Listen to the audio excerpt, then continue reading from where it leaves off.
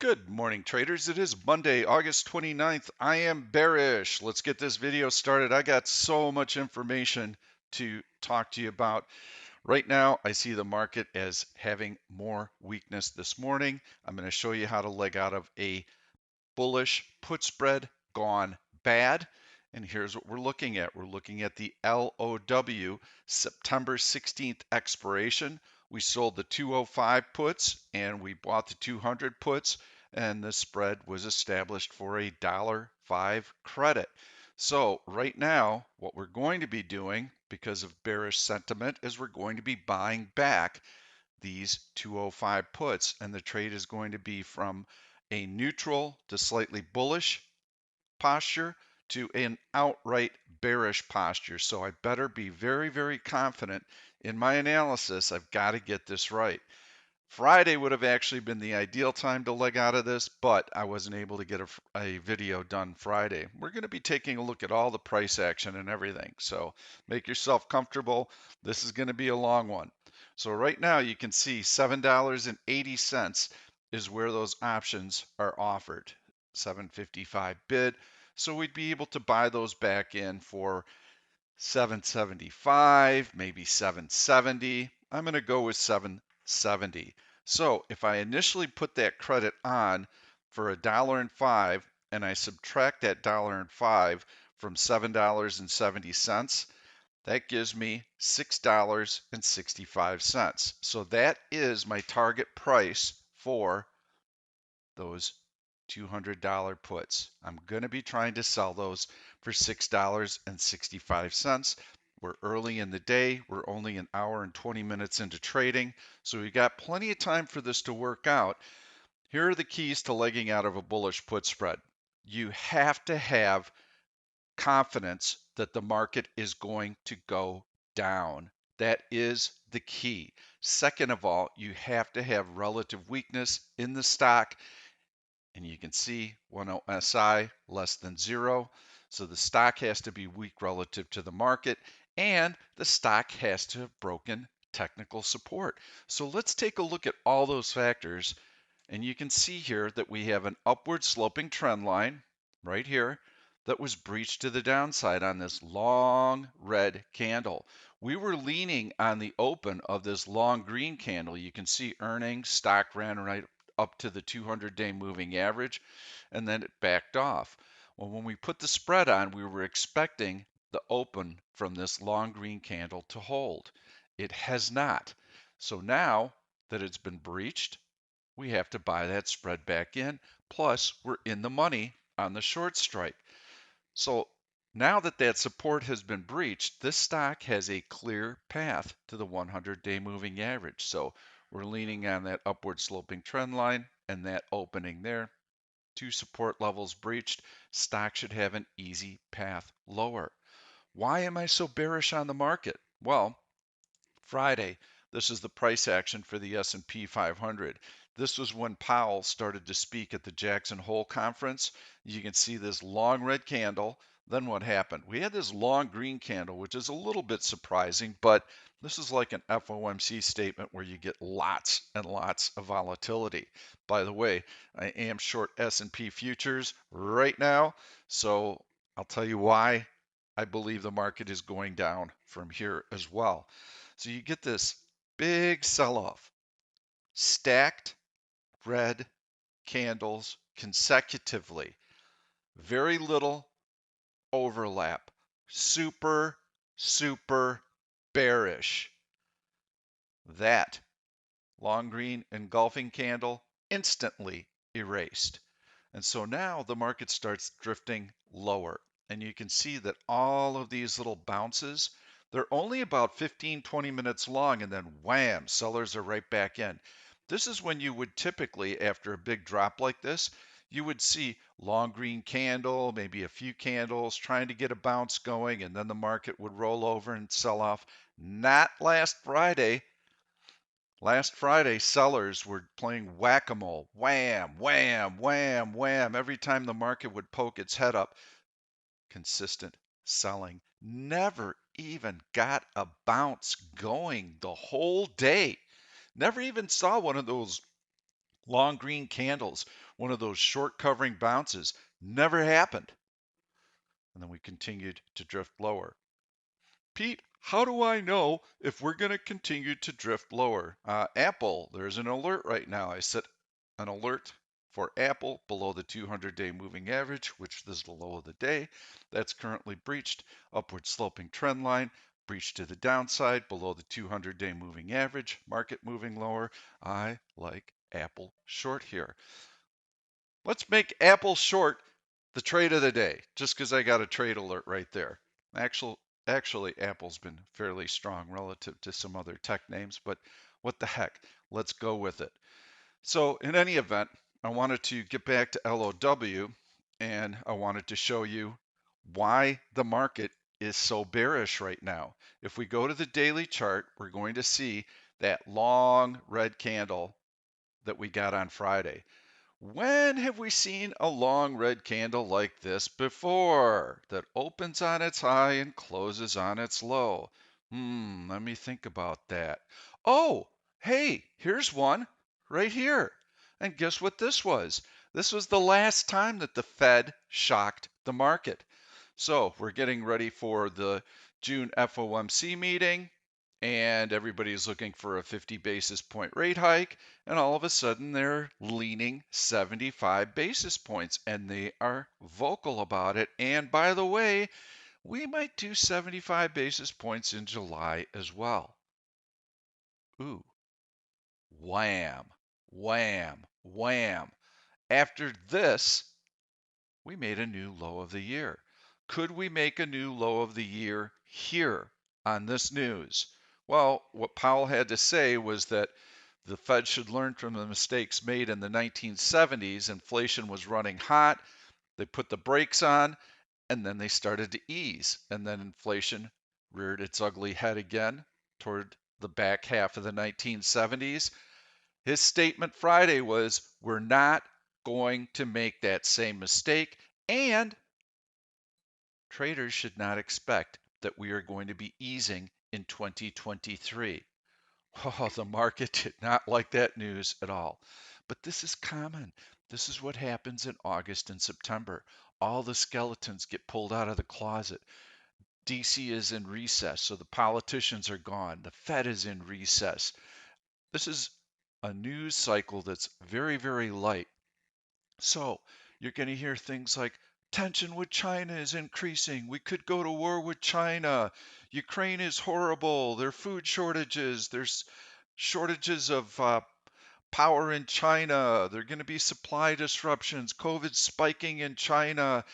All these things get dragged out and they start making the headlines. This is every year this happens. It's different every year as far as the themes and the news that's out there, but the price action is the same. That's why August and September are traditionally the weakest market months.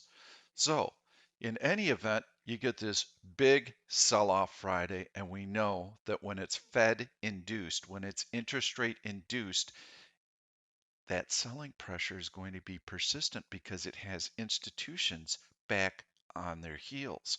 When the institutions are aggressive sellers, what does it mean for the price action? It means that you are never going to come up for air, and you can expect this kind of price movement. Could you expect this kind of price movement out of a bad earnings announcement from Apple or Microsoft? No, not likely. It does not have the same macro impact that a Fed statement like the one we got on Friday will have. So this is going to be in the back of your mind that, gee, if I would have just bought puts at the beginning of the day and I held on to them all day long, I would have done really well. But no, I got head faked out because the market always bounces. Well, the market does typically bounce. So you need to know the context. What is the nature of this move? And you can see we're drifting lower. So let's talk about the price action this morning. This morning we come in and we know that there's selling pressure because we gap down. So what's going to happen early in the day is you're going to get some bearish speculators who come in and try and pound this market. Well, the market stabilizes. So these weak hands are going to get flushed out at some point in time. But going into the day, your mentality needs to be, hey, if I'm lucky enough to get a bounce of any kind this morning, I'm going to wait, I'm going to be patient, and I'm going to be looking for opportunities to short that wimpy little bounce. And so, what am I going to be looking for? And I posted all this in my chat room. These are exactly the comments that I made this morning. We're looking for mixed overlapping candles in here, and we want to see a nice long green candle. This is a short covering squeeze for anybody who shorted in here. And what we want to see after that long green candle is whap, whap, whap, which is what we got. That tells us that this was just a short squeeze and that sellers are still aggressive. We never even got into the gap here, and sellers were so impatient. They wanted to hit it so hard that they did it instantly. And that's how we knew we were going to take out the low of the day. Plus, we had a bearish 10P cross. Now we're starting to float lower. And we also know, based on the daily chart, what happened the last time the Fed surprised the market. We saw follow through selling. So that's how the table was set this morning. Now we're going to be looking for the market to continue to drift lower. We're looking for that follow through selling, and we're going to be watching for LOW to continue to drift lower. Now, let's say that I don't get the market follow through that I want today, and let's say that low is pretty stubborn. So let's take a look at it. We want to see low moving lower with ease. We want to see this kind of drift lower when the market finally does start to gain some traction. If I get that big decline in LOW, I'm not looking to make money on this trade. I'm looking to mitigate my losses. So I'd mentioned to you that my exit price on those 200 puts for September 16th, my exit price is going to be $6.65. I can scratch the trade. I'm going to be happy with it. If I got ka-chunk, ka-chunk, ka-chunk market falling apart and the stock starting to show big relative weakness, which right now it's got some relative strength, orange line above zero, I'm going to be looking to get out at my $6.65 and scratch the trade. If the character of the stock changes and I start to see this kind of heavy selling pressure come in, well, then I'm going to hold off and maybe I'll try and even get out at $7.70, which is where I would have bought back my short puts. In that case, I'd still make my $1.05 credit. The point is that we're leaning on these technical support levels when we sell the out of the money bullish put spreads. When those technical support levels have been violated and they've been breached, can happen for two reasons. It can happen because the underlying stock has some bad news and it's weak. It could be market related. In this particular case, it's a market related drop versus relative weakness in the underlying stock. Both will serve us fine. We just need to make sure that the market continues to have that weakness and that selling pressure. So for right now, I believe we're still in decent shape. Want to see the market continue to drift lower. I don't want to see any big bounces. I'm looking for continuation. Would I hold this LOW put for another day or two? Really would depend on the type of market weakness that I see. Right now, as I said earlier, I'm now looking to make money on this trade. I'm just trying to adjust and get out of the trade as best I can. But certainly, when we started to see this persistent selling pressure on Friday and the market could not come up for air, that was when we wanted to leg out of our low position. And then we certainly could have held on and made money as the market got pummeled into the close last Friday. Couldn't get a video done then. That's why I'm doing it right now. So let's see how the trade goes. And I'll do some follow up on this. We won't be able to see the conclusion of the trade, but I will be able to do it in my next video. What I do want to show you is Z. That was my most recent bearish pick. And in the last video I did, I explained why I was leaning on the bearish side. I did not give you a bullish and a bearish pick. I only gave you a bearish pick because the market was starting to soften. We had this upward sloping trend line. that was breached to the downside, and we had this 50-day moving average that was violated. We were selling the 35-36 bearish call spread for a 20-cent credit, and right now it's probably still at 20 cents, but I had mentioned you want to stop this trade out if the stock closes above the 50-day moving average. Call a spade a spade. It's not a good pick. A little bit too choppy of a stock to try and do a short-term trade on it. So that was a loser. We're going to have losers from time to time. So let's continue with our analysis and let's see if we can find some other stocks that might set up well for a bearish trade. And we're going to go into this daily chart first of all and set our backdrop. We've already done that to a small degree, but last week I was looking at this resistance here. I did not like the fact that the market was rallying on light volume, and we also had this news vacuum coming up. Then all of a sudden, we get this breakdown in here. Well, now we're through this horizontal support level. Okay, right now we need to be in defensive mode, and we've been waiting for this market drop to sell some out of the money bullish put spreads.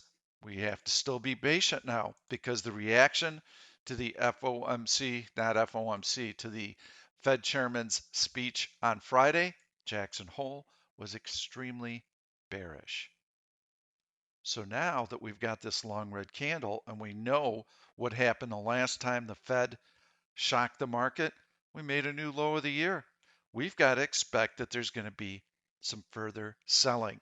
Right now, the 50-day moving average is the closest support level that we have. We also have another support level that comes into play right around the $390 level. That also is where this upward sloping trend line comes into play. Let's draw it in so you can see it, and we would mark it like that. As you can see, that is horizontal support. That is also an upward sloping trend line. I believe the market's going to find support there. I don't know that the 50-day moving average is going to be enough to stop the bleeding right now.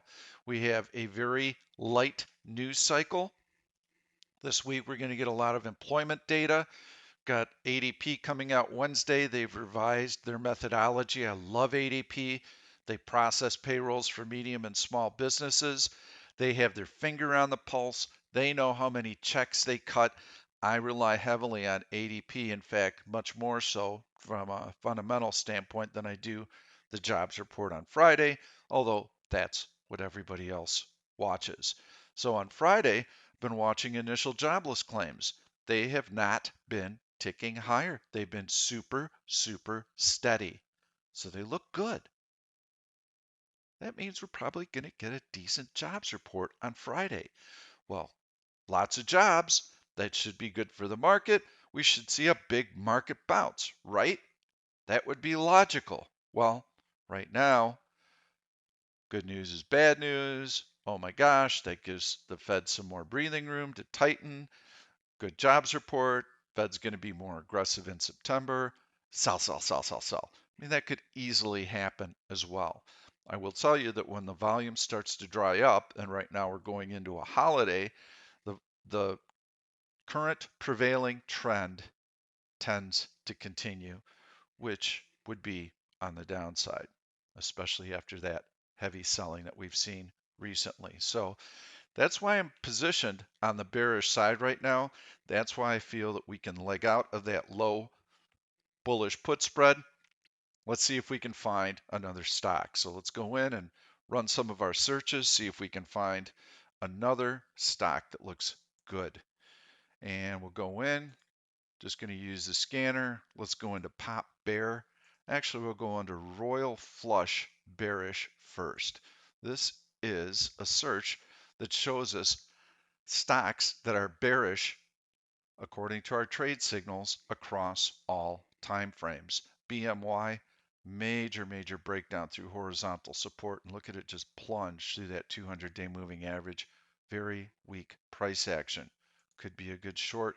Yes, I would expect to see some follow through. Nvidia earnings there last week, and you can see this stock took out that 50-day moving average with ease. Yeah, I think NVIDIA is a decent short. I'm looking for something that's going to have some room to the downside. J&J, yowzer. That is a nasty little breakdown right in here. Just continuing to look to see what we've got popping up. MRVL, these all look decent, but I'm looking for a particular pattern. I would love, this is the type of thing that I like right here, an upward sloping trend line, multiple touches, 1, 2, 3, right there through the 50-day moving average, continuing to sell off right now. That might work. And we've got another upward sloping trend line, breach to the downside, gets through the 50-day, DAL could work. Just going to keep clicking through. I want to find something good. Hey, I had a whiff on that Zillow trade, so I want to redeem myself. Not bad. Could find better. Intel's been getting buried here as well, so I'm just going to keep looking for that right stock. All the while, I've got the S&P 500 continuing to drift lower. I'm going to go into Pop Bear, see what we've got there. Dash, not fantastic. Just want to keep looking around here. See what else we've got. SNOW, probably going to fill in some of this gap, but overall, this is a good earnings reaction, so I'm going to avoid that. MMM really hit hard through horizontal support right here. Definite news on that. Maybe we'll go with Apple. I'm going to go with Apple as the short. I think this is going to set up well for a day trading short. I think this is going to set up well for even a swing trading short because the market should continue to see some weakness. We have to watch that 50-day moving average. We want to make sure that the S&P 500 is below that 100-day moving average. Right now, as long as it is, we're going to continue to expect weakness. Could we bounce for a day or two or pause? Yes. As long as that 100-day stays intact, we are going to challenge this 50-day moving average.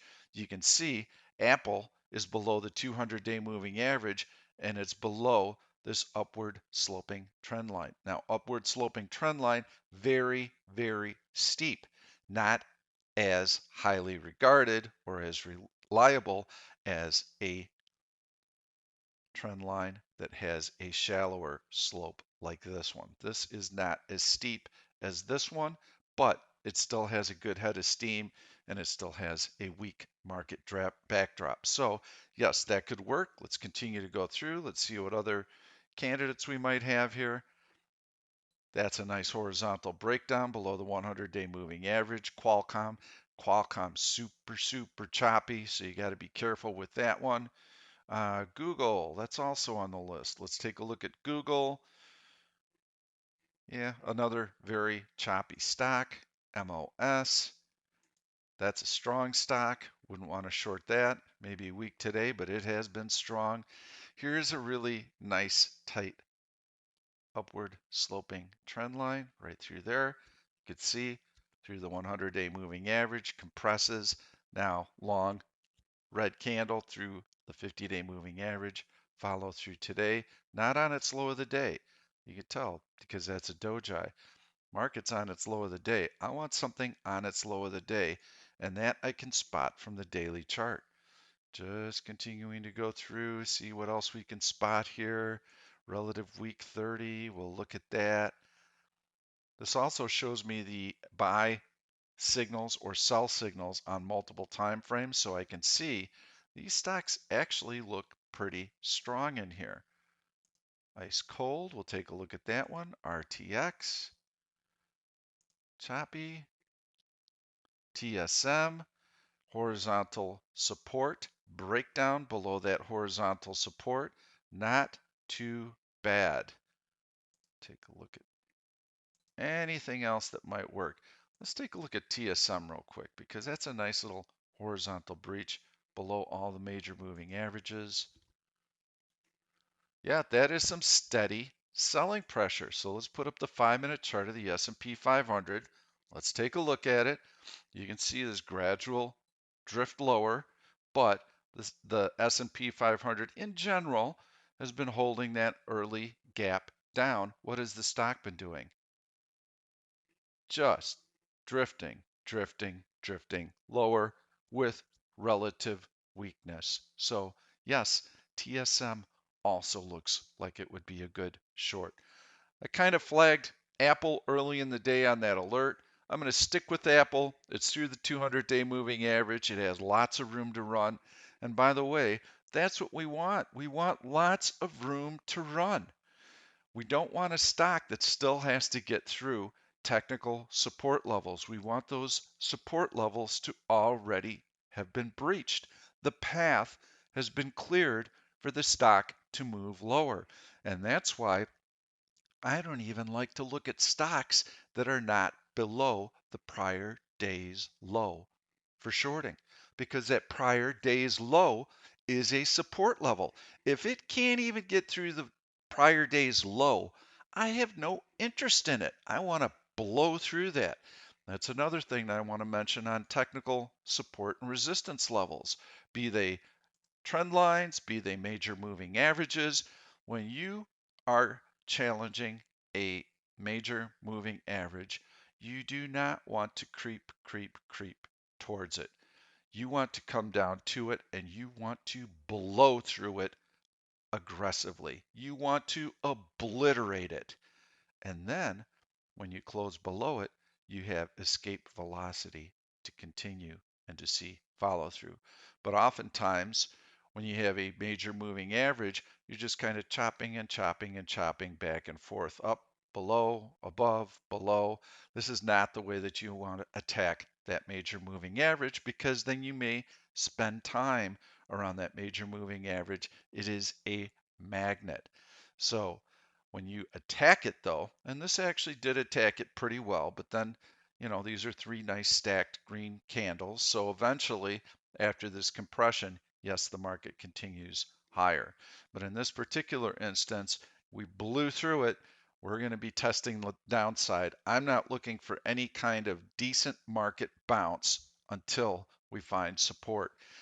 What kind of support might I be expecting at the 50-day moving average after a heavy, heavy day of selling Friday? What could today bring? Well, this is fairly unusual to see big gaps and big trend days like this. Usually what you're going to see is as the market starts to get down to that 50-day moving average, you're going to have some price compression. And so it's going to look a little bit more like this. You get your little sell-off here, a little bit of a rally, a little bit of a sell-off, and then you start to compress. You won't see this leg down, and the bounces will be a little bit higher. And what that tells you is that support is starting to form at that level.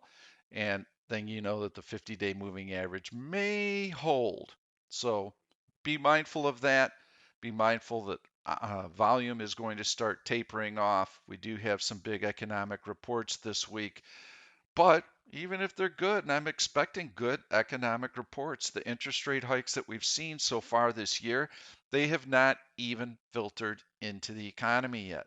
But they're probably going to be filtering in 2, 3 month lag. Probably by September, you're going to start seeing the impact of the May, June, July interest rate hikes. So that's when we could start to see some softening in those economic numbers. We start seeing a Fed that's aggressively tightening and softer economic conditions.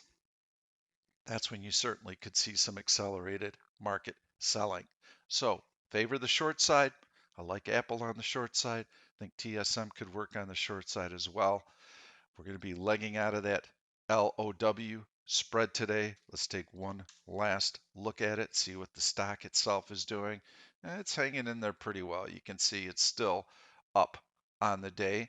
So we need to see the market pick up. We need to see the stock pick up. Am I panicked? Am I worried that LOW is not declining with the market?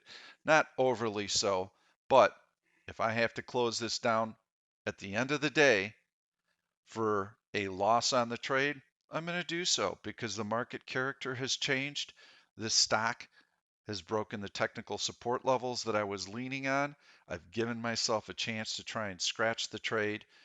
If it doesn't work out, it's okay because I'm going to have many, many, many more winners than losers.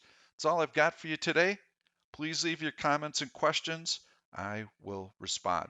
Thanks so much. We'll see you in a few days. Thank you for watching this YouTube video. I'm Pete Stolzers, and I'm going to keep the trade ideas coming along with lots of education, so make sure to subscribe to the channel and please turn on your notifications so that you never miss another trade. If you like the content, please give it a thumbs up. I've loaded 2 other videos that I think you're really going to enjoy. Stay tuned. We'll see you soon.